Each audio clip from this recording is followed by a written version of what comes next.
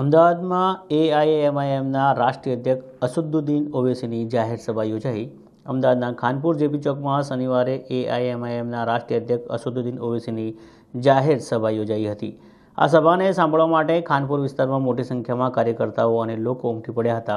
Stage પર ગુજરાત એએમઆઈએમ પ્રમુખ સાબિર કાબલીવાલા, મહારાષ્ટ્ર વારિસ ખાન પઠાણ સહિત અનેક નેતાઓ હાજર રહ્યા હતા। पढ़ाओ, गुरु नानक की पढ़ाओ, जीसस क्राइस्ट की पढ़ाओ, मगर आप नहीं पढ़ा सकते। आर्टिकल 28 पढ़ लो आप। गवर्नमेंट और एडेड स्कूल्स में मजहबी तालीमात को नहीं पढ़ाया जा सकता। संविधान का उल्लंघन हो रहा है, ब्लेटेंट वायलेशन हो रहा है संविधान का, और कोई बोलने वाला नहीं। और आम आदमी पार्टी और कांग्रेस इसकी तायद की है। आम आदमी पार्टी और कांग्रेस इसकी तायद की है। मेरे अजीज दोस्तों और बुजुर्गों, फिर डिस्टर्ब एरियाज एक्ट बनाया गया। हाँ, एक बात बोलना भूल गया, डिप्टी सीएम साहब याद आया।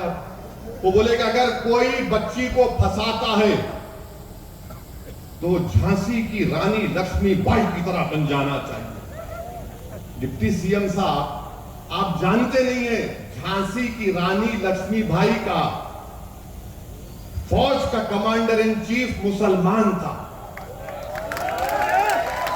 तोप चलाने वाला मुसलमान था।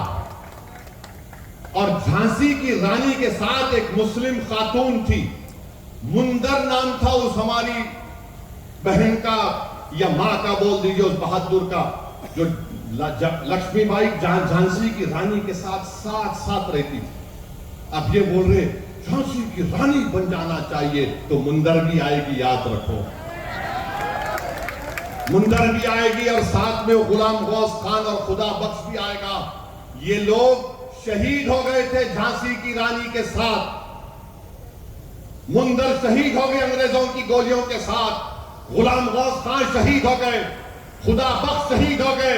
और बीजेपी आरएसएस वालों, बोलो, मेरे जवाब दो मेरे सवाल का। झांसी की रानी को धोखा देने वाले क्या ग्वालियर के राजा नहीं थे? तुम आज हमसे वफादारी का सर्टिफिकेट पूछते हो। ये सच्चाई है, इससे कोई इनकार नहीं कर सकता। मेरे अजीज दोस्तों और बुजुर्गों, डिस्टर्ब एरियाज एक्ट, यानी अजीब व गरीब डिस्टर्ब एरियाज एक्ट बना दिए। जब से पहले क्या बोले कि डिस्ट्रेस सेल नहीं होना, कंसेंट होना। जब वो होना शुरू हो गया तो कलेक्टर को बोला गया कि देखो मुसलमान है तो मत दो परमिशन। हाई कोर्ट गए तो हाई कोर्ट ने कहा कि खाली 2 कंडीशन देखना है, कीमत सही मिल रही है और डरा कर नहीं बेचा जा रहा है। तो बीजेपी ने एक नया शगुफा छोड़ दिया और बीजेपी ने कहा एग्रीव पर्सन, यानी जिसको दर्द होता है, कोई घर बेच रहा है तो कोई बीजेपी वाला खड़े हो जाएगा, नहीं, सलीम सुरेश है, सुरेश सलीम को नहीं बेच सकता, सलीम सुरेश को नहीं बेच सकता। क्यों? मेरे को तकलीफ है। अबे तेरे को क्या तकलीफ है? वो पैसा दे रहा, वो पैसा लेके खरीद रहा, नहीं, मेरे को तकलीफ है। माने उसको तकलीफ नहीं मालूम दिमाग की है या पेट की है, वो जो फैसला होगा। हो सकता है कि अपनी पेट की तकलीफ के लिए अपना बात कर दे, तो बोल दिया एग्रीव पर्सन। अच्छा, फिर बोल दिया गया कि वो जहां कम्युनल टेंशन होगा नहीं बेच सकते। कम्युनल टेंशन के माने क्या है? और लाइवलीहुड ऑफ कम्युनल टेंशन, फिरकावारे झगड़ा हो सकता है, फसाद हो, कब हो सकता? अगर आप बीजेपी बोलती कि 2002 के बाद कोई दंगा नहीं हुआ, Gujarat is the peaceful state, तो फिर यह कानून किस लिए? क्या यह कानून नहीं बता रहा है कि तुम झूठ बोल रहे हो? जब गुजरात पीसफुल स्टेट है तो फिर डिस्टर्ब एरियाज एक्ट किस लिए? बताओ। माने डिस्टर्ब एरियाज एक्ट इसलिए है कि जूहापुरे को निशाना बनाया जाए, कालूपुर को, दरियापुर को, पलाडी को, जमालपुर को, खानपुर को, बटवा को निशाना बनाया जाए। आप इसको हमेशा के लिए स्लम में तब्दील कर देना चाहते हैं। मेरे अजीज दोस्तों और बुजुर्गों, ये गैर कानूनी है और मुझे यकीन है कि इंशाअल्लाह ताला इसको अगर हाई कोर्ट में चैलेंज किया जाएगा तो हाई कोर्ट ये बता देगा कि कानून गलत है। अच्छा, अहमदाबाद में, वेस्टर्न अहमदाबाद है, एसजी हाईवे का एरिया, ऐसा दिखता सिंगापुर में आ गए वहां। सच बोल रहा हूं, झूठ बोल रहा हूं? हमारा एरिया कैसा दिखता? यहाँ पर रोड तंग, मोरी का पानी बह रहा, स्कूल नहीं, अस्पताल है तो डॉक्टर नहीं, डॉक्टर है तो दवा नहीं। यहाँ पर तो आपने बड़े आलीशान डेवलपमेंट करवा दिए, मगर यह आपकी नफरत की निशानी है कानून भी।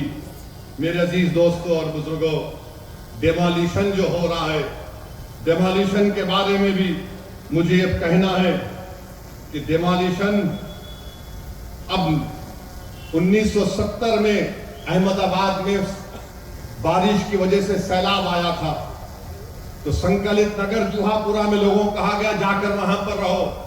लोग वहां पर रह न रहे, अब आप जुहापुरा को ललचाहवी नजरों से देख रहे हैं। याद रखो, ये तुम्हारा जुल्म गलत है। फिर उसके बाद आप देखते हैं सुप्रीम कोर्ट का जजमेंट है, नहीं, रास्ते में कब्र है, मजार है, दरगाह है, कब्रस्तान है और दूसरे इबादत गाहें।